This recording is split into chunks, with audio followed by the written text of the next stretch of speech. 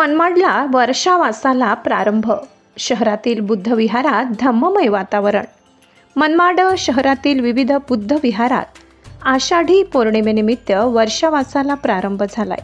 बुद्धवाडी येथील कपिलवस्तू बुद्ध विहारात महामाया महिला महामंडळाच्या वतीने केंद्रीय शिक्षक भागवतराव गांगुर्डे, बौद्धाचार्य मच्छिंद्रनाथ भोसले यांनी बुद्ध आणि त्यांचा धम्म या पवित्र ग्रंथाच्या वाचनाला सुरुवात केली.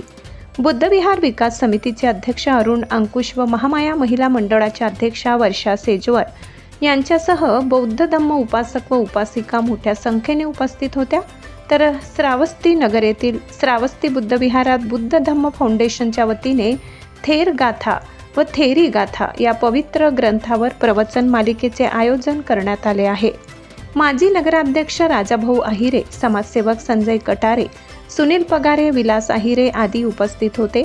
तसेच गायकवाड चौक येथील सम्राट अशोक बुद्ध विहारात राजाभाऊ पगारे यांच्या उपस्थितीत वर्षावास सुरू झालाय.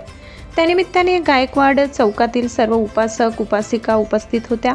बौद्धाचार्य दयानंद घोडके, अनिल शेजवडकर यांनी संयोजन केले. त्याचबरोबर शहरातील सुगंधकुटी बुद्धविहार व विविध बुद्धविहारात आषाढी ते आश्विन पौर्णिमेपर्यंत असा 3 महिने वर्षावास कार्यक्रमाचे आयोजन करण्यात आल्याने सर्वत्र धम्ममय वातावरण निर्माण झाले आहे.